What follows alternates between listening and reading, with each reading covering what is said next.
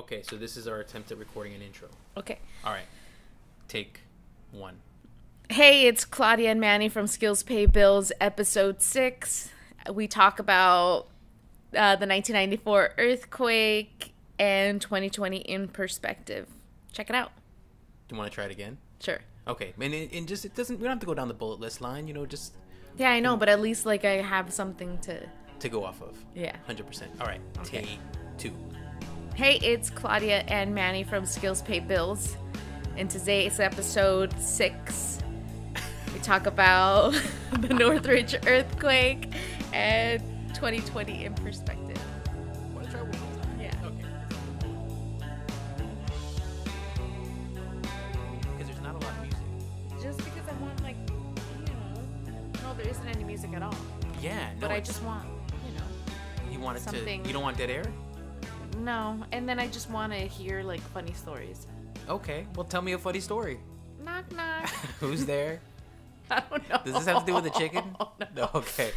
There isn't a knock, knock joke with the chicken. Well, why don't you start this off with a funny story? Okay, what era? Or what let's year, do. Oh or... shit! My alarm. Damn it. Hold on. Stop. Okay, let's do 1994. 1994? Yeah, let's. What were you doing in 1994? Okay, so in January 1994, I was in San Fernando, and the Northridge 94 earthquake had happened. Oh, so that was like shit. the biggest thing. That's a good year to pick then, because you remember something like pretty vivid from that year. I mean, I could remember pretty vivid stuff from it. But 94, I mean, that's an earthquake. What's the last? I mean, that was a pretty huge earthquake, right?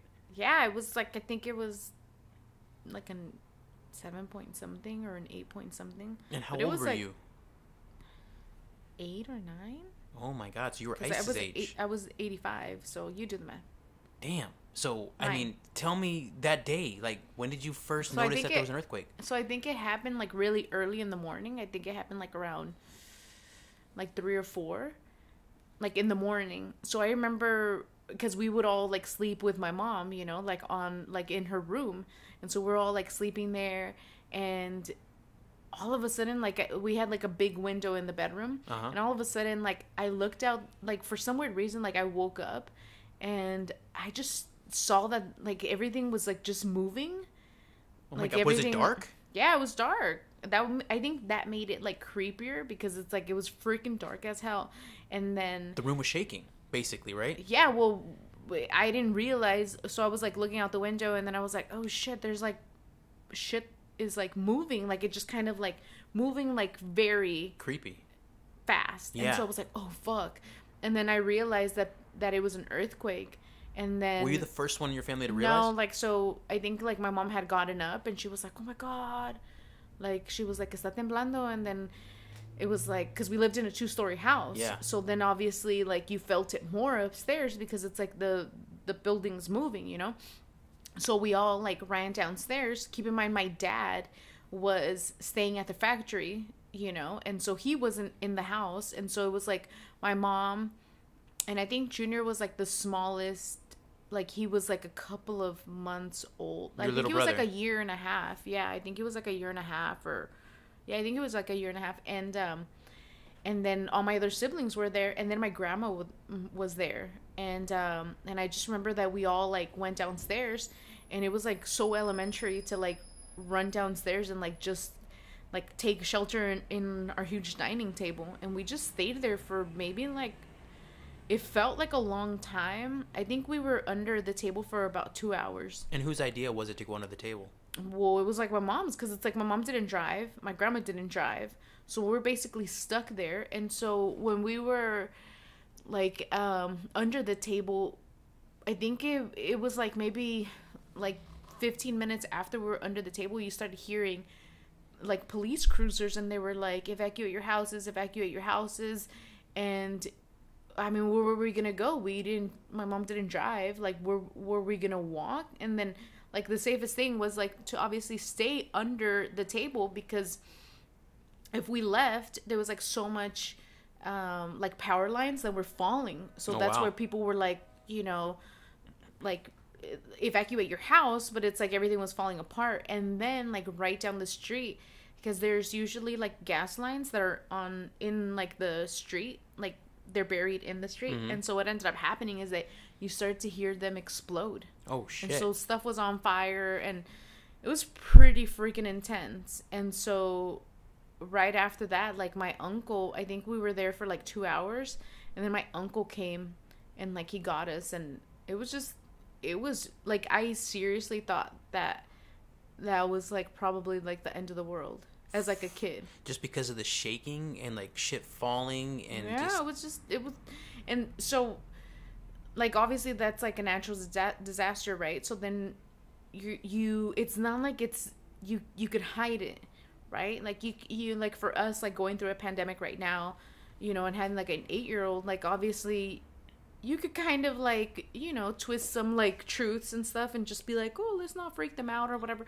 But as a kid, like, you're totally experiencing the same kind of like, you know, thing that like the adult is, because it's like it's a physical thing, like it's shaking, it's moving, like it's a natural disaster, and nobody has any control over it. Not the parent, not the kid, nothing. I mean, it's Mother Nature fucking just going crazy. Yeah.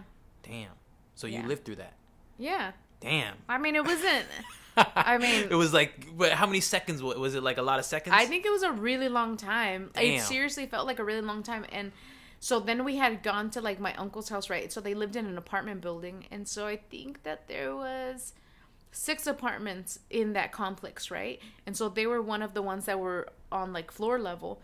And what ended up happening, so we're like standing outside, and like their courtyard was like, I guess, quote unquote, it was pretty safe. Like there wasn't any power lines going across it or anything, because that was everyone's fear, is like, you know, like a power line falls on you and you get electrocuted or whatever. And so we're standing outside, and I remember that there was like a huge AT&T building like right across. Yeah. And it was like a brick building. So it's like, you know, the little red bricks. And like I remember just looking at it, and it was just shaking, because there was aftershocks, like one after the other after another. So it wasn't like it shook like for 15 minutes. It was multiple times. It was right? like it was like for weeks that there was shit. aftershock. Like it lasted for a really long time. And so I remember looking at the AT&T building and just looking at it, and whenever it would shake, bricks would come off of it. Damn. And I was like, whoa, this is like intense. And like it was just, yeah. And like now I'm like, fuck, that shit is like crazy. Do you have any kind of like PTSD from that? Or I probably do. I mean, when things shake, I mean, I think that there has been like earthquakes, you know, since we've been here in San Diego, but I mean, I've been here for 10 years, but I haven't experienced anything like you're talking about. It. And I mean, I would never want to go through that, but I mean, I'm glad it's inspiring that you lived through that as an 8-year-old, and you know, wow. you're here to tell me about look it. At me you know? now. But didn't you like experience like hurricanes, or what is it? Yeah, there's hurricanes in Florida. So... But I mean, that's you feel like you're in a house. I mean, it's all going on outside. There's nothing really shaking inside. I think with the earthquake, you're just so caught off guard, because with hurricanes, you have like at least a few days to kind of prep it with the news, and you have like a little chart. You see where it's going and shit. Yeah. Earthquakes are pretty sudden, right? Yeah. Well, now they have like, supposedly they have like this technology where you could basically predict, but it's like, I don't know how accurate that is. You know, because they've been predicting like earthquakes since forever. You exactly. know? But I mean, yeah, it's just scary, because it's like, I felt like it was like super like the end of days, because during that time my mom was like reading like the end of days Bible, like that part in the back. Oh my god. Before, or did you start doing it after? Like she was always into that shit, and she would like read it out loud, and I'm like, why the fuck is that would bedtime stories? Damn. And then now you got to go sleep, and now I gotta have fucking nightmares. freak out. Yeah, about the apocalypse. She would be like, oh, there's gonna be a time where like you're gonna think that like that person that you love is at the door, but it's really not gonna be them, and it's gonna be the devil. And I was like, what god, the fuck? damn. Have a good night. And I'm like, sleep well. No wonder I was like, I think at that time like I was like hardcore into like praying the rosary, because I really liked it. Yeah. So we're Catholic at that time, and so I remember like just praying the rosary, and I'm like, no wonder like my mom was fucking freaking me out. Yeah. But yeah. Well, speaking of crazy times, how has this year been for you? I mean, it's all like perspective, right? So Well, we're I here mean, December. What is it? December 20 something. We're recording this. It's about to be the end of the year. it is December 21st. So 2020's officially almost over. Yeah. Um, And who would have thought? right? I mean, we started like quarantine in March, and it's The end of March, yeah. if you really start to like look into it like a lot, it gets pretty depressing, because then you're like, fuck, like all this shit, like, you know, like we don't really like go out, you know, Even before before, COVID. but like I'm saying, like even now, like to go out to the store and like just like having to like see people with like masks, you're just kind of like, damn, that's like, it really does make you feel a little like, you're like, fuck, this is like super sad, and you know, but Yeah. and then you know, a lot of people have died, so it's like that's even worse, you know. Fuck wearing a mask, like who cares, like anyone could wear a mask, but Mm-hmm. you know, like obviously like losing like a loved one is like really hard. 100%. So I mean, you know, I feel like anything is really like perspective. Like obviously there has been like a lot of things where it's like it really like affected us, like not only like mentally but also like in our business, you know. But I mean, I don't know, like I just really like have been thinking lately of like, you know, that stupid quote, like when life gives you lemons, you make like But it has tequila or some some fucking. shit, or It's got to have a little bit of truth to it, right? yeah, I mean, like in all reality, it's with anything, right? Like you could, like if you choose to like just go down that like that wormhole of like just negativity, then obviously you anyone could get there. But the thing is, like, isn't negativity death to any kind of artist or creativity or anything like that? How do you create when you're depressed or when you're not Yeah. inspired? Well, I mean, I don't know. I mean, I think that I've always been like really like the kind of person where it's like I've always been like optimistic. So I always like tend to look at things where it's like, okay, you know, like why did this shitty thing happen? You know, and like obviously like learning from things and just trying to stay as optimistic as possible, because it's like what's the point of like going like the other end, you know? So and just kind of like seeing like all the blessings, counting all the blessings, and like not having that mentality of keeping up with the Joneses and being like, oh, I don't have this, or you know, this, and in all reality just kind of having like that mindset of like, well, what are all the blessings that I have? Exactly. No matter what you have, right? You can always be extremely grateful. Yeah, and I mean, no matter what you like have, it could always be fucking worse, you know? So for me, it's like, it's all, I've said it a bunch of times, it's all perspective, you know? It's all really, you know, it's all in all reality perspective of like, you know, how you see it. But there's perspective, and then there's also the hard work behind it too, right? Yeah, To just basically stay focused, because your mind is always pulled in a million different directions, you know? Yeah. There's so much shit going on, you know? So you do, I've seen it firsthand, you do stay positive, but then you also, I think, stay really busy. Yeah.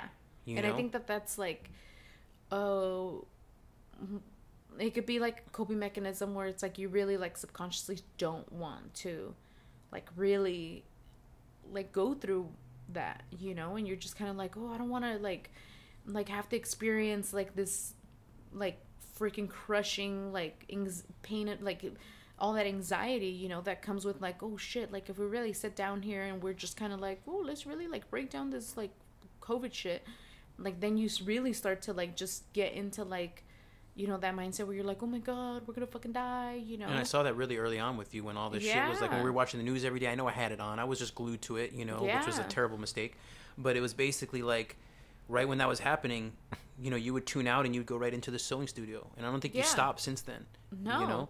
And I mean, I do think that, you know, it is a very therapeutic thing for me. It always has been, you know. So it's like, it's kind of hard, you know, when people are like, oh, you should take a break, and then you're like, well, this is like the thing that like really like disconnects me, you know, from like all this shit that you read in the news, or just like the anxiety of like your peers, or like the anxiety of like family and stuff like that. So it's like, so for me it's more like, you know, I really get to just kind of like come in here and like let my mind wander and do all that kind of stuff. So it's like, for me, this is like that, like gardening or baking, or, you know, the stuff that people really got into. You So know? it's not taking a break. When somebody says take a break, it's in your head, you're seeing it as, wait, take a break from something I love? Yeah. Why? So that, and I think that that's, you know, I've struggled a lot with that, you know, like having like that kind of time to like to create that balance, right? Because it's like I still have a family, so it's like I don't want to like then neglect that other side of me, you know. And so it's kind of like creating that balance of like, okay, you know, like I do like the sewing studio, you know, like I love the sewing studio, like this is like, you know, it's like I get to sit here and like design stuff and make stuff and like mainly make stuff. And it's like, you know, there's a lot of people that we don't contribute like that, you know, where we don't make stuff. So it's like the whole thing of like being able to like make something like does something for you where you're like, wow, I made this. And it's like, it feels like when you were a kid and you painted like your first little painting and your parents were like, oh my god, you're so talented, and it like looked like shit, but you were like, yeah. And then it goes on the fridge, and then the next one goes on the fridge, and you know, it just it's that kind of feeling of like, wow, like I'm making something. But it's taken you years to get that kind of creative freedom, right? Yeah, it's taken me a really long time. Tons of fucking projects of just, oh, you need to do it exactly this way. Oh, this wasn't exactly how I wanted it. And you had to go back and keep, you know, revising it for them, when you in the back of your head, you knew, oh my God, you had the vision in the back of your head of how things should be designed, but you always had other people telling you, no, their way was better. Yeah. You know, and that had to be frustrating, especially now knowing that you had all this inside of you. Yeah, I mean, like, obviously, you know, we started off by, like, doing, like, repurposed, upcycled, and, like, all that kind of stuff where, like, our brand was that, you know? In the very beginning. In the very beginning. Day one. When we just had started Sew Loka in Bankers Hill. 2013. Which was, 2013.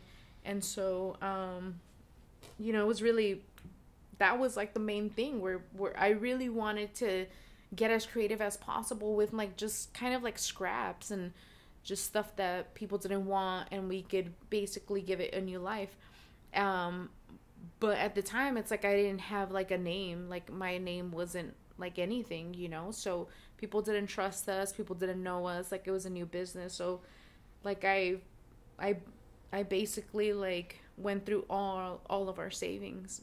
And, you know, I think it was, like, maybe, like, in our second year, we finally, like, started to kind of, like, see, like, revenue coming in, you know, and from it was tailoring, like, though. from other tailoring, stuff, custom stuff, yeah. Because we were like, fuck it, we'll sew anything, Mm-hmm. you know, we'll do anything, you know, and To like keep the rent paid. Yeah. I've always had the mentality where it's like I'll do anything as long as, like, my business could survive, you know, and so I just started sewing all kinds of stuff, and I feel like I really got into, like, I really enjoyed, like, the tailoring, because it's like I feel like people really couldn't see themselves, like, how good they could look if their clothes was tailored, Mm-hmm. you know. But obviously with, like, the pandemic and everything, then it was, you know, we were leaning towards, like, wanting to, like, start something and kind of wanting to, like, ease away. And I feel like with the pandemic, it was like, well, no one's going anywhere, like, no one is, like, getting anything tailored, no one's getting anything made, no one has, like, that, like, extra, like, money laying around to, like, get something made, you know. And so it was, like, a perfect time for us to basically, like, really think about, like, where we wanted to take the business, how we wanted to, like, do things. And, you know, there was just a lot of free time. Yeah, because I think if you listen back to, like, I think it was the third Skills Pay Bills episode, it was recorded in February, right before, like, a month before the pandemic, and I was just listening to it again the other day, and basically you were kind of talking about how you wanted to kind of start your own line, but it was going to be a kids line. Yeah. You know, and you were kind of hinting at it, talking about it. You know, you're saying, oh, you were getting frustrated with custom sewing and you were trying to branch out. And that was right before the pandemic. And I remember when we recorded that, you know, how far away that seemed. It seemed like, okay, you know, we're going to have to go through years to kind of get there. But it definitely seemed like going through this 2020 pandemic and everything like that, it definitely accelerated all those thoughts you had before, and it's definitely pushed you. At least it seems from an outsider's perspective, it pushed you hardcore, just to kind of to do it, to put up or shut up, basically. Yeah. So I feel like, obviously, like once we were done with like doing all the masks and stuff, and like just having like that time to like really like think about what we wanted to do, it was just, we just had a bunch of time, and we're like, well, we should really start doing it now, you know. And I really wanted to do it mainly because like I felt for like a really long time like I was just being used as a tool, you know, like I wasn't contributing anything like design wise or anything like that to people's projects. So it was like I was just there as like a tool to like complete this project, and that's it, you know. And so for me, like I had worked with a lot of designers before, and you know, like going through all those experiences of like working with people and like how their design was, and you know, this and that, and how they got their inspiration and all that, and just kind of like realizing like how people held themselves at that level of like, oh, I'm a designer, you know, and basically like taking images from like the internet to like call them their own, you know. And so for me, like it was, that's why like I have like a really hard time being like, oh, I'm a designer, or oh, I'm this, or I'm that, because it seemed like if it was like thrown out there so loosely. I see. You know. And so, but obviously like now I still struggle with that. But you've actually made stuff from beginning to end. I don't think there's any debating about your design skills. Yeah, well, I mean, it's kind of, I don't know, because like I've talked to like friends about it, right, where I'm like, well, if I'm not a designer, then what would I be? Because it's like usually like designers in like any kind of like apparel or anything like that, like the designer's the one that like sketches it out and does this and does that, and then so it goes to like the pattern maker, and then it goes to like this person. You're the fucking Swiss Army knife. Yeah, you're all in one. So I'm all in one. It's like I don't, and like that's what I love about this, because it's like I want to create like this bridge, you know, where it's like we're bridging like where you're learning where your clothes is coming from, you know, you're building like this connection with not just like your clothes, but also with that person that's making your clothes.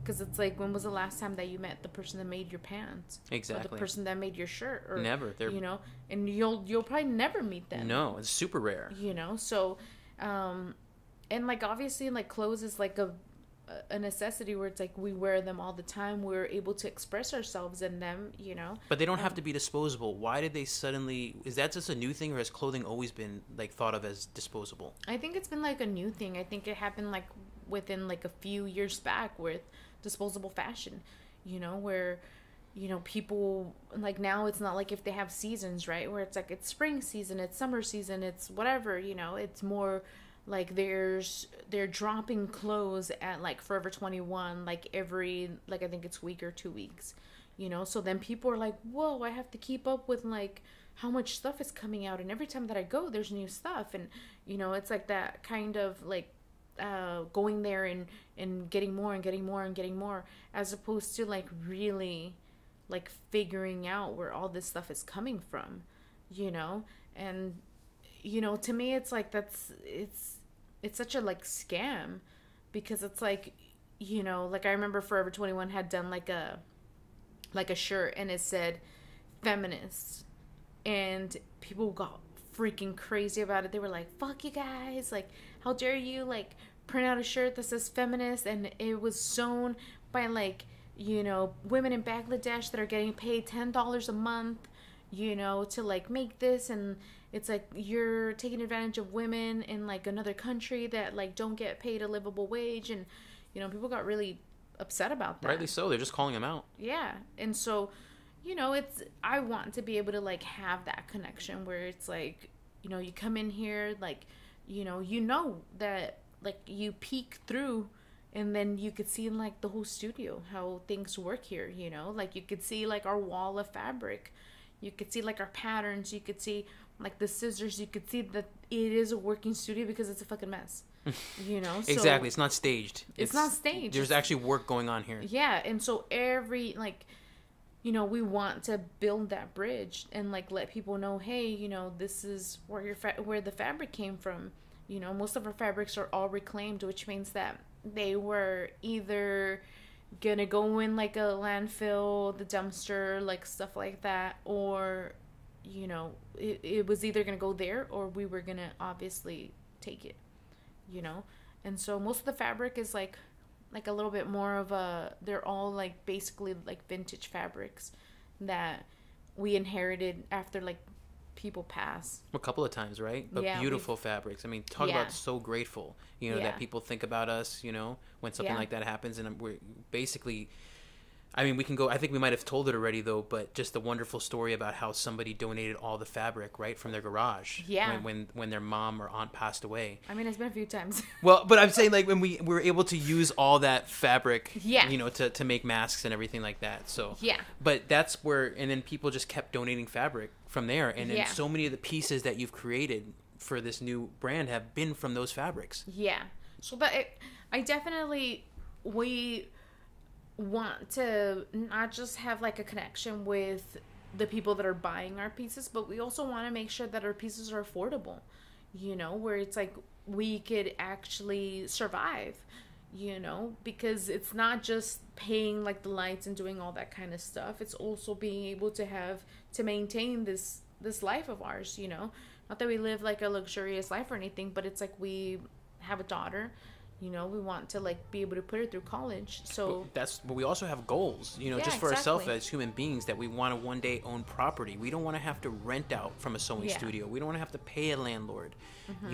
We're totally capable of setting a goal and a few Yeah. years down the line, just having our own property. yeah, I think we talk about like buying in 4 years, like probably like at least 5 times a week. Yeah, just Because holding it's each like other. it's one of those things where I'm like, this is what we're gonna do, this is what we're gonna do, this is what we're gonna do.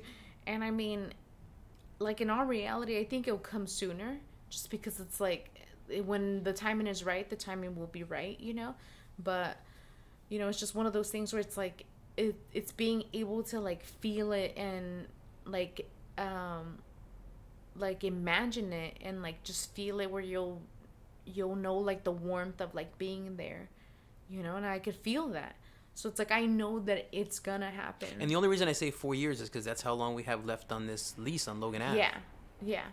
And so, yeah, and I mean, it might be sooner, it might be, I think it'll be sooner than later, just because, I just think that if there's a great opportunity, I mean, we have to do it. 100%. But, yeah, I mean, I feel like that is why, like, with the cost of clothes, like that's where we want to make it to, where it's like it's obviously affordable, but at the same time, like we don't want to have like that disposable, like where it's like, oh, this is like $15 for like a shirt, because it's like that creates like that disposable fashion. Exactly. Where it's like we want for people to be able to like see the value in clothes. There's a huge value. There's a huge added value to every piece that's on your shelf, because everybody, usually we record the process of making it, everything like that. I mean, you've seen, people get to see it made from scraps to finish. Yeah. And that's it's so unique, and like I said, it's so rare, that it's not disposable. I mean, that each piece of clothing that somebody gets from here is a story. Yeah. And it's work from your hands, A lot of it started from like little vision in your brain. Yeah. And then you just get to come in here and just like those color blocked, right? Those vintage color block sweaters that you just released. Yeah. That was kind of an impulse, right? Because we got those sweaters. Yeah. And they were just solid colors. Yeah, they were all like just one color, and then I started embroidering them, and I was like, like it didn't feel special, like there wasn't anything special about it. Because keep in mind that like obviously, like they're vintage, so it's like they're faded, they have like the natural wear of like something that's like from like the 80s and 90s, so these are sweaters that are like 20 years plus, so they do have like that wear on them, Yeah. and so I started embroidering them, and I was like, okay, like this isn't like anything like special, and so like I've had the idea of color blocking for like a long time, and I really like kind of mixing things like that. And so I basically was like, I'm gonna do one and then see how that goes, you know. And so I cut one, and then I, you know, sewed it to the other one, and I was like, whoa, that looks fucking cool as hell. And like, just, it keeps in tune with like the era of that time, you know, of how it was like either the 80s or the 90s. Yeah. And so I was like, oh my god, this makes it look so fucking cool. And like, it does, you know, so I really, really fell in love with it. And I was like, I know it's gonna fucking take me way longer than I fucking thought, but fuck it. And so, yeah, I was here on Friday from like, I think it was like 5 to like 11, just kind of working on them and just, you know, but it was like one of those nights where it's like at the end of the night you were like, yes, they're beautiful. Like, that's what I was gonna ask. Do you feel pressure with every drop to kind of step it up with each drop, or how do you put pressure on yourself? Or Yeah, I mean, you know, like obviously, yeah, it's a lot of pressure because it's not just clothes, you know. It's like it's like really putting yourself out there and like making sure that it's good enough, you know. And I don't think I ever, like, in my heart am like, okay, this is good enough. yeah, how do you decide? I mean, I don't know.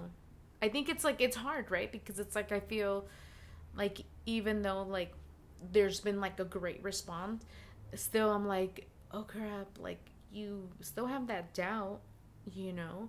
And like, I love the color block sweaters, like, and I even told you, I'm like, oh my god, I love how they look. I love, like, even when I wore one today so we could kind of take the pictures, I was like, oh, it feels so good, because it does feel really good, you know, because it's like it has wear, so it's like it hangs good, it feels good, you know. And so as opposed to like sweaters that we've bought before, that we like embroider, you're just kind of like, because fabric was made totally different, you know. Back then. These are like 100% cotton sweaters, and now it's like shit that's being made now, it's like 100, like it's not even 100% cotton, it's like basically polyester and cotton, so it's like you're fucking with plastic, you know. And so it just doesn't, synthetic. yeah, because it's supposed to last a long time, but I mean, I don't know. But what really gave me, I mean, like, what's been the most astonishing thing, more than even the color blocking, anything like that, has been watching you create those two jackets, what you've been calling like the SL, the 1, 2, everything like that. These are the pieces that you're making completely from scratch. Yeah. How do you, I mean, first of all, 2 questions. Yeah. When's the next one? And then where do you see this going? I think I really love that style of jacket. Like, I love that style of jacket. Like, and I've told you before, I'm not the kind of woman where I wear tight shit or like cleavage or anything like that. So I'm more like boxier, more like grunge, you know. Like, I base my outfits based off of comfort, you know. And so obviously, like, I want to incorporate like a little bit of myself with like style and stuff. And so I feel like that jacket's like, I love that cut, because like I actually had a pattern and then I modified it, so it had like a cuff for like the sleeve, and so I didn't like that, so then I took that off, and then now we're doing like more of like a sweater kind of cuff, and then I added pockets to it because it didn't have pockets. And so I like using the upholstery grade fabrics because it's a little bit thicker, so it retains shape. And I've just kind of, you know, like, I see it in like my head, and then I just kind of, you know, since when I'm working, like right in front of me is the wall of fabric, so it's like I get to see all the fabrics, and then, you know, my mind will go to one, and then I'll be like, oh, that jacket would be really cool if we could make it out of that. You know, and I'm trying to keep it very like gender neutral with the jacket, but you'll see a lot of more, I mean, it would be for someone that's a little bit more where they could, you know, kind of play off of color. You know, it's like, I love like color in textiles and stuff like that, so you'll see like a lot of that. I'm hoping that I could do something like this week. Oh, really? Know? Okay. I would like to do 2. you know, but yeah. And I have like this, like I have two in mind. Can you give us a hint, like what kind of fabric, maybe, or colors, or? Well, one of them's like a magenta. Okay. And then the other one is kind of like a denim that looks like a corduroy. Oh. And so it's really, really cool. Blue? Yeah, like a dark, nice. Dark blue. Okay. And so the magenta one's really cool because it's very like sensory, like you want to touch it. And so that's what I like about it, because it's like it's so different, you know, than what you usually like see. And so like I like that. Like I like making stuff that you're not just gonna be like, that was like you got it at Target. Like it looks different. Like you could tell that it was out of the box. And why is it so important for you for your stuff, not only your stuff, but even why is it so important to be different, or for you to look like? Why is it so important for you to have different stuff? It goes back to like obviously I'm not an interviewer. It goes back to like my trauma of like middle school. I remember. Okay, so there was like this mall. And it was called the Panorama Mall, right? And it's in the San Fernando Valley. And so I loved that mall because they had a red zone. So red zone was like this really cool. It was like a cooler version of like Hot Topic, like cool ass fucking shit. But it's like I was in middle school and I was working already. So I was working with my dad, and my dad would pay me $10 a day. Nice. Okay, and so I would save up my money and go to the Panorama Mall and just buy whatever the fuck I wanted. But the thing was that like Red Zone had clothes that was like the jeans, the pants, you know, that you would get there would be like $100. So then it was like, whoa, well, I can't afford that. Like it's gonna take me like fucking 10 working days to fucking to buy that, jeans, you know. Yeah. And I'm working like the weekend, so it's like it's only Saturday and Sunday, so it's like it's gonna fucking take me forever to buy these pants, you know.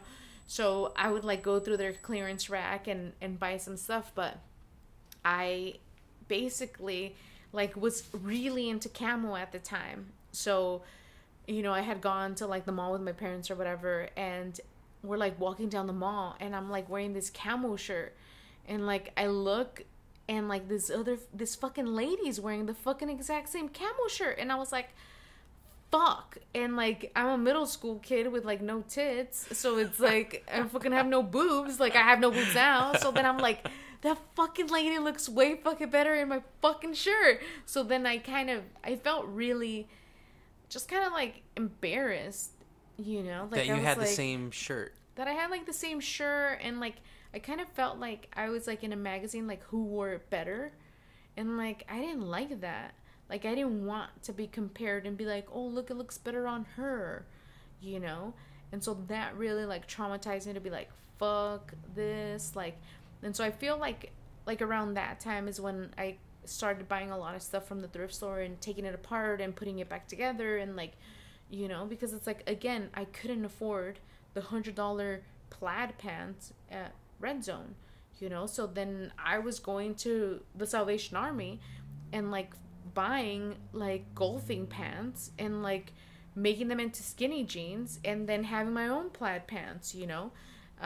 That nobody else had. That no one else had. Yeah. You know, and so that's kind of where, like, it made me cringe to be like, oh my God, like, this person is wearing the exact same thing that I was wearing. And she wore it better.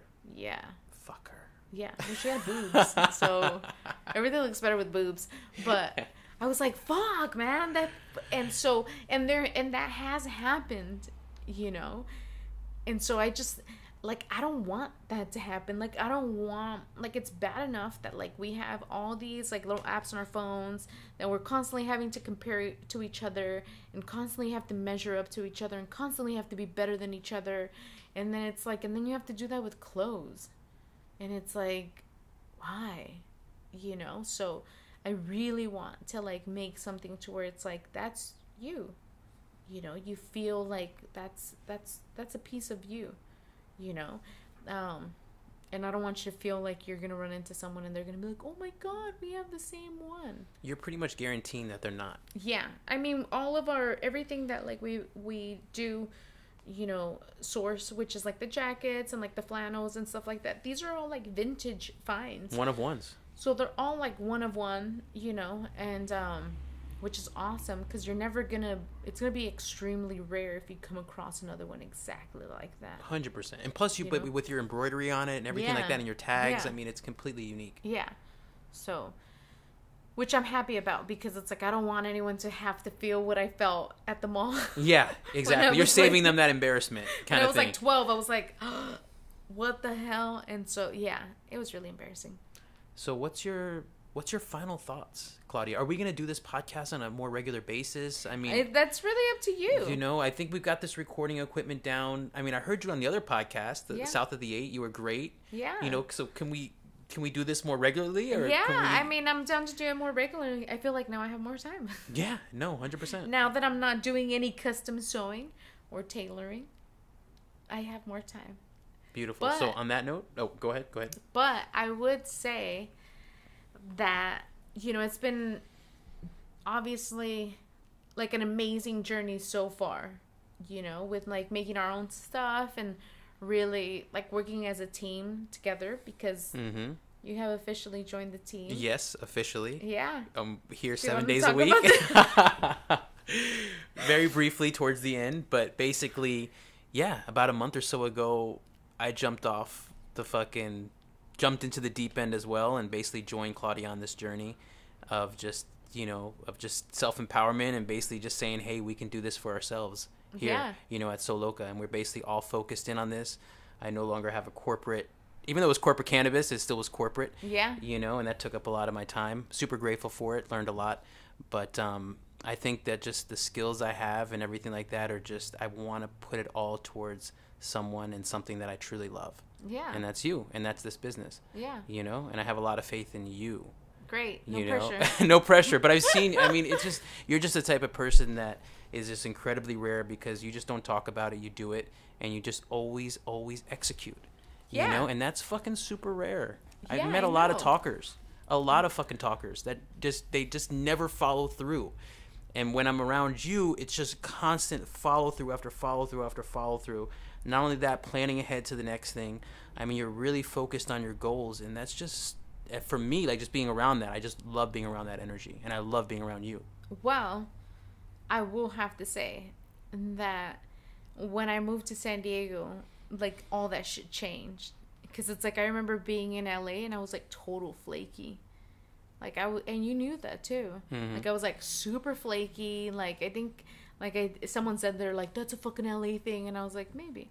But I was like ultra flaky, like ultra. And I remember one time you had told me like I was supposed to meet with someone or something. And it was like right when we had moved down to like San Diego, and I was like supposed to like meet with like a friend or something. And I was like, no, I'm not gonna go. And you were like, but didn't you say that you were? And I was like, yeah. And then you're like, then you have to. And I was like, no. And then you're like, no, you do. Like, that's fucking lame for you to do that. And I was like, oh. And so, like, I feel like having that and, like, just, like, having someone that obviously you care about and is telling you, like, hey, that kind of shit that you do, like, isn't cool. And, like, you just been like, oh, well, like, I don't want them to, like, think that I'm, like, a dick or whatever. So it's like you stop doing it, And I feel like that was very, like, you inspired. Where I was like, oh, fuck, okay, like, well, I don't want to be a flake. You want to build credibility, basically. And, like, I also feel like, like, I know that we've done other things together when we had, like, the dispensary and, like, we worked on projects together and stuff. And so, like, I know that, like, you've seen, like, how much, like, growing, like, Sew Loka had, like, how, because we're about to turn 8, So, like, I know that you've seen it grow within those 8 years, and I've told you before, I'm like, if this is like what I was capable of doing with like very limited you time, where you would help here and there, and like, imagine what we could do if we like really worked together. Exactly. And so, and the awesome thing is that like, I know that like your personality is very like, all right, like, how could we grow this? How could we do this? How could we, like, you like for like stuff to be different every single day, and for there to be different, as opposed to like staying stagnant, and it's like in here it's different every single day, and it's constantly growing, and so that's the part where it's like there's no time to like be bored. Exactly. No, it's like 100%. It gives us a lot of time to be like, all right, like we're already thinking about January, we're already planning shit for January, and so for us it's like, how could we make it better? How could we do this? What kind of sale could we have? Like, what do you think about this? Like, constantly, like, every freaking day just being like, what could we do? Because there's no backup plan. So to me, that always creates a heavy amount of fear. But that fear, it's like, I just try to, every morning, right? We're just like, okay, this is what we have to do. There's just no going back. I'm not going back to ever get a corporate job. You're obviously not. This, we feel like we have momentum here, and it's basically like, how do we every day just keep going, because there's no backup plan. And if we don't create, if we don't do something, the bills don't get paid, right? And we don't grow. So it's just like, there is that fear, but it's also a huge motivator. Yeah. And I feel like, obviously, like as a creative and having like all of that, like that on your shoulders, where you're like, oh fuck, if we don't fucking do shit, like what's gonna happen? Like, we're not gonna fucking make money, and if we don't make money, we're not gonna do this and we're not gonna do that.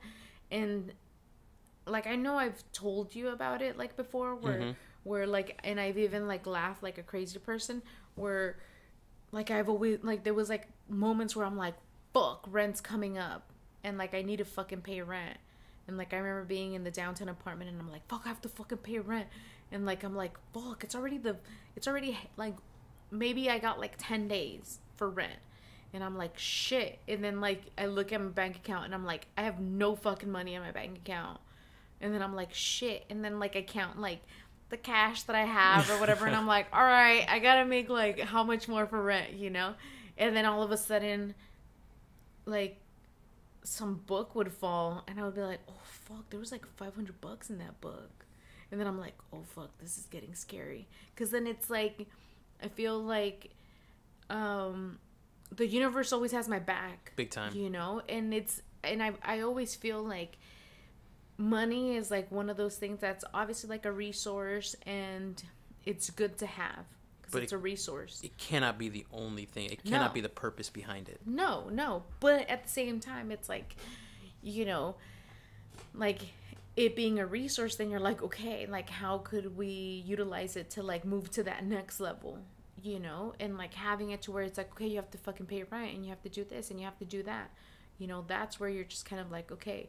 But like I've always felt like every time that like I've doubted myself, where I'm like, fuck, I'm gonna be like $200 short with rent, then it was like, why are you worrying about stuff like that? It will come. It always does. But it's like, don't fucking take it as like one of those things where it's like slack off and shit will come. Hell no. It's like, I fucking bust my fucking ass off. And that's the reason why it comes every time. Exactly. Yeah. Like, I feel like, like I know that like a lot of people that live around here, they'll pass by, and like someone was like, every time I pass by, like, your light's on and you're in there working. And I'm like, yeah. Like, I fucking work my fucking ass off, Like, we talked about it, where it's like, yesterday I fucking slept for, you were all saying that it was like 24 hours. It wasn't 24 hours, but it felt like a whole day. But it thankfully, right? I mean, you needed a fucking day off. It's been a fucking crazy couple of weeks. Yeah. I mean, I feel like that's my coping mechanism of like just trying to outwork, and just not having like that time to really like let things sink in. But at the same time, it's good to like lay down and just kind of like not have to think about things for a little bit, Yeah. But it's also, I feel like those kind of breaks then allow for you to like refresh, and then have like a clear mind to like have like a clear vision of what you want to do. Because it's like, especially with like a design, like you want to go in there with like a clear mind and be like, oh, that would look really good. You don't want to be stressed. Yeah. Right. And I mean, you're always going to be a little bit stressed. But I mean, like you're saying, just getting that refresher day, you know, because this is a fucking marathon. It's not like a sprint towards this fucking goal. We're talking about, we have plans for years, you know what I mean? So we have to fucking, exactly. And like, I feel like the last maybe like 3 days, like I kind of felt like very heavy shoulders. Like I was just kind of like, man, like I feel like literally like weights on my shoulders. And I was like, fuck, like this, it feels really uncomfortable. And you're just kind of like, you know, so I'm like, dude, like my shoulders are fucking achy as hell. And so, yeah, like today when I woke up, I was like, damn, I'm fucking wide awake as fuck. We went to bed at 2 p.m. yesterday and fucking slept all the way through to like 10 a.m. today. You know, but that's it wasn't good. 10 a.m. But you needed that. You know what I'm saying? Like, it's good. You came when I woke up this morning, you were smiley. You were fucking hopping around the house. I was like, damn, Claudia, you know, you should do this once a week, every week. Okay, yeah, like. So, but hey, this we recorded this podcast. That's a Yeah. good thing. I mean, we've been having this on our to-do list. It's been fucking weeks. We even tried recording. Remember a couple weeks ago, we ended up getting in a fight. You know, that one will never be released. That's gonna be in the vault somewhere. We actually ended up arguing while having a podcast. We promised we would never let that happen. Manny was yelling. I know I was not yelling. I walked away and I forgot to turn off record. But yeah, so we're gonna try to do this right more often. You know, and just try to keep on pushing forward. That's it. Yeah. Right. Yeah. Any last words? Why do I always say it? You're about to get executed. Any last words? What kind of last meal would you want if like you were to get executed? Oh, fuck. Because someone's gonna have to clean up the fucking mean ass turd you're gonna fucking take when you get electrocuted. I'm always just been a fan of just like in a bowl, rice, beans, and some kind of meat. Wow. You know, so You're I'm a big fan of those bowls, but I'm not. I mean, I would put like a little bit of fucking spices, hot sauce. I would throw some shit in there, but yeah, just rice, beans, and chicken. What about you? I don't know. You gotta think. You gotta think of something. I mean, they're gonna have to feed you the last day. What do you want? Oh, my mom's enchiladas. Oh, okay. But like the ones that are like you fry it a little bit, and you put because they're like sloppy and like oily, just so good. I wonder if she would make them, or she'd be so pissed off at you that you were getting executed. No, she would be like, she wouldn't even be able to see me. She'd be like, oh, big out.